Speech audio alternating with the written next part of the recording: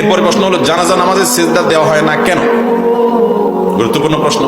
জানাজা নামাজ, এটাতে রুকু আছে, সিজদা আছে, তাহলে কেমন নামাজ? রুকুও নাই, সিজদাও নেই, বৈঠকও নাই, শুধু দাঁড়ানো আছে। তো এই প্রশ্নের উত্তর হলো, মূলত জানাজা নামাজ এটা কোনো আসল পূর্ণাঙ্গ কোনো নামাজ না। এটা মূলত একটা দোয়ার আয়োজন। এটা কিসের আয়োজন? দোয়ার আয়োজন। সেজন্য সেখানে রুকু সিজদা নেই, বৈঠক নাই, এটা গতানুগতিক নামাজ না। এখানে যে সালাত বলা হয়, নামাজ বলা হয়, নামাজ শব্দের, সালাত শব্দের অর্থ মূলত দোয়া।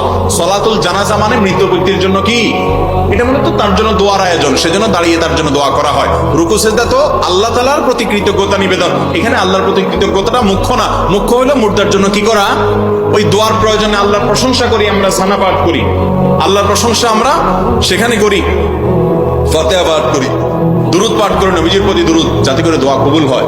এটা পুরোটা দোয়া। জানাজা নামাজটা মূলত কি, এটা কোনো গতানুগতিক নামাজ